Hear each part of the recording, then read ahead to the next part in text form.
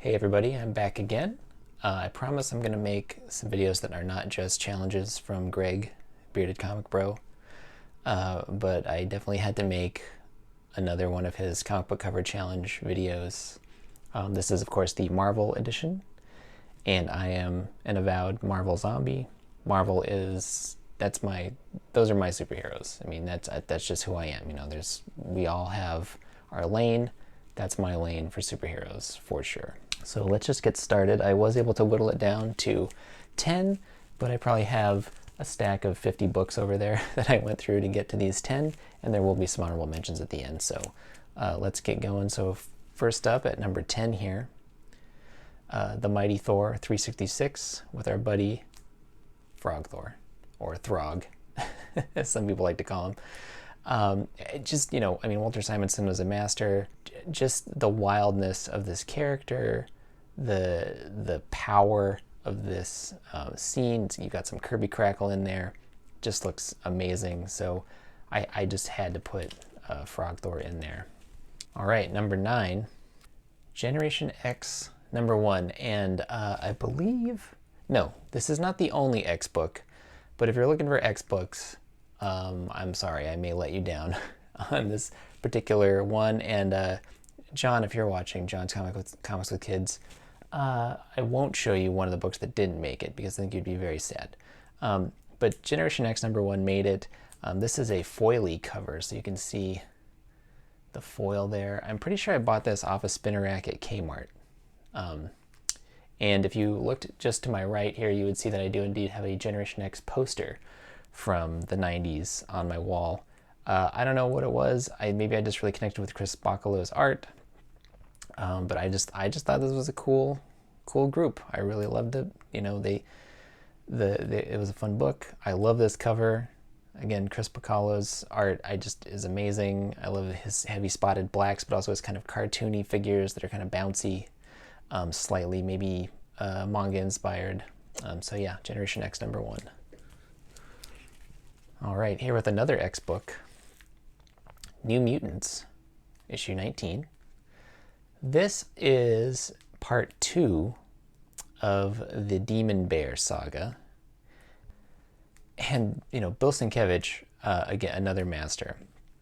It's just, you know, it's this painted cover. Sienkiewicz has these scratchy bits in it. His art is so, like, kind of grotesque and beautiful at the same time. The covers are amazing. The colors are amazing. This, you know, silhouette of the demon bear, it just looks so powerful. I just love this. I had to put a Sienkiewicz cover in there. There's actually a Star Wars cover that didn't quite make it because I just knew that one of these demon bear covers needed to be on the list. So there you go. Daredevil 181. You know, legendary issue. The death of Elektra. Frank Miller, I guess I would say the apex of his run on the book here.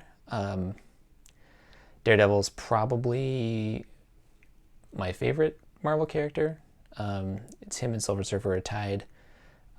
Bullseye Bob, if you're listening, let's talk about Daredevil sometime, because I love that you love Daredevil. You probably love him more than me, but I love Daredevil. And yeah, just this, you know, classic cover. Again, the use of silhouette. You have this kind of, you know, Daredevil here, lighter color silhouette with these, you know, darker figures in front, and the kind of balletic fighting that Elektra and Bullseye are doing here is just beautiful. And that yellow just really pops. Just very old school superhero cover, and just iconic. All right, next up. That's right, Spider-Man 2099, issue number 1. If you're looking for Spidey books, you're also going to be disappointed, I think, a little bit. I don't believe I have any Peter Parker Spider-Man books coming up. So, again, these are my choices. These are books I feel something about. So, you know, there's plenty of Spider-Man content out there if you want it. But this is just one of my favorite covers. Is definitely a cover I thought of immediately when I was thinking of compiling books for this challenge. You know, this pose, it's just so cool. You know, the 2099 Spider-Man, a little creepy. He's got little claws to help him climb walls. I think that costume design, it is very 90s, but it's super cool. I love it. Again, some foiliness. It just you're probably going to be able to guess how old I am too by seeing this stack of books that I'm showing off here. So yeah, Spider-Man 2099, number 1, love it. Okay, next up, another Spidey book with our guy, Miles Morales. This is a Carrie Andrews cover. This is the first, Miles full-time as Spider-Man issue. I'm a huge Bendis fan. I'm a huge Sarah Pichelli fan. Justin Ponser's great. This cover just pops. I do just really treasure this book. I just love this cover. Yeah, I don't know what else to say about that, but this book just rules. All right, again, going to the Wayback Machine. Marvels, issue number 1. Alex Ross, Kurt Busiek. Alex Ross, clearly an amazing painter. And this, this Human Torch, the way he's painted light here, his mastery of creating what could be a photograph of such a fantastical scenario. A man, an android in this case, on fire, landing in the middle of the street. And I think something that is, not to get too deep into it, but something maybe that's underrated about Alex Ross is, his work obviously, it looks realistic. It's very photorealistic, and that's the point. But there's not a lot of noodly detail in his painting. If you really look deep at this, there's a lot of just very distinct shadow and light separation going on here. But that's what creates that illusion is he's just a master at separating light from shadow, using color within that. Alex Ross, a master again, and just such a cool series, such a cool book.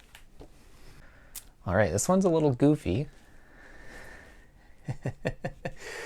And this is Captain America number 25, where Captain America gets shot and dies. Don't worry, I believe he recovered. So if you're concerned about that, don't worry. And I think what is so special about this one, I think that I took this to Emerald City Comic Con the first year I went. So I think this is one of the first books I ever got signed at one of the first big conventions that I ever went to. And so you can see here, Ed Brubaker signed it, and he signed it to me, and he said that I did it. So I had to put this cover in here because, I'm implicated here in the murder of Captain America, which just, what else can you say? And then to pull back, just looking at the cover, Steve Epting did this. I like these kind of unconventional things where you're playing with typography and design, and it's Cap's handcuffed, implying what's inside, which is something you don't see as much anymore in modern covers. Anything that has to do with the story, they're just pinups, but this does evoke the story that's going on between the covers. So yeah, just a classic. I love that. All right, and this is not a spec channel, but this book is hot right now. This and the book right before it, Daredevil Number 9, this is not Echo's first appearance, this is Echo's second appearance, but I believe it is her first cover appearance. So, I've had a subscription to Daredevil since the late 90s in some form or another, either through mail subscription service, which I received this through, or through my box at my local comic book shop. And I remember just being blown away by Echo as a character immediately when she debuted. And so, it's cool that she's going to be on TV, but, this is Echo. Please, seek out these stories, read these stories by David Mack, Joe Quesada. And I just love this cover. Is this Quesada, Palmiotti, and Mack kind of working together on this cover? Which is a cool collaboration because you have Mack's watercolor sort of virtuosity and his odd color choices and kind of rendering methods mixed with this superhero look that Quesada and Palmiotti are going to give you. I just think this is a great cover. and it's with my girl Echo, and she will come up later, don't worry. And finally, Silver Surfer, number 4. John Buscema. John Buscema is one of my, what I call art dads. He is an artist I strive to, be like, as far as like constructing figures, constructing action, constructing dynamic scenes. And now this is a reprint. This is not the original from the 60s. This came out in 1979. I guess it's this Fantasy Masterpieces line that they did. But I don't care. I found this for like 50 cents, and it is the story. It has the cover, so it counts. It's awesome. Yeah, this is just one of the all-timers. You've seen this homaged so many times. This and the Beta Ray Bill cover, probably two of the most homaged Marvel covers. Maybe tied with like a couple Hulk covers out there. But yeah, it's perfect. It's Buscema. I don't know what else to say. This is, to me, like the pinnacle of what I think of for Marvel Comics. And now, 2 very special honorable mentions, I think. So first up, Daredevil number 53, done by David Mack. Full stop. David Mack did this whole thing, wrote it, did the art. And the reason that this stuck out to me is, first of all, amazing cover, right? Of course. But I own a print of this cover. It's hanging up in my office. That was one of the first, when I first met David Mack at Emerald City Comic Con, and I want to say 2009, I had to buy a print of this because it's just such a beautiful image. Again, I love Echo, I love Daredevil. This image is amazing. I'll be putting it up as kind of an overlay here so you can see. I framed it. It was actually, I worked at a frame shop when I bought that, so I kind of got a deal on the framing, and I designed it myself. So yeah, so that's just really special in that way, that I kind of own, not the original art, but a piece of it in a way. So yeah, really special right there. All right, and finally, the final honorable mention, and this is very special, guys. I'm very excited about this, to talk about this. So this is Jessica Jones, issue 4. So, Alias is probably in my top 5 favorite Marvel Comics series of all time. It really, I read it, it blew me away, made me a Bendis fan for life, made me a Michael Gaydos fan for life. And this is amazing because it's just this beautiful David Mack cover. And I do love the cover. I do think this is probably one of the best covers of this run, this sort of volume 2 of Alias, we'll think of it as maybe. But what's really special about this is, let me open it up here.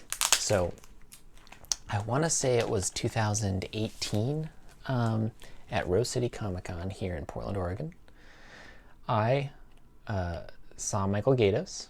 I told him how much, I loved his work, and was talking to him at his table and started looking through some of his artwork that he had for sale. And I kept coming back to one particular piece, and it was this page right here. So this is issue 4, page 10. It had Jessica in it. It also has Carol Danvers here, of course, Captain Marvel.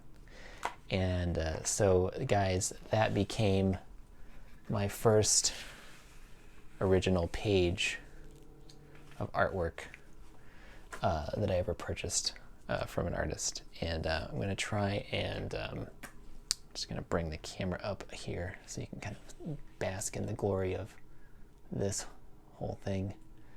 And yeah, I mean, I don't know. I'm just really in love with this. I really love original comic art.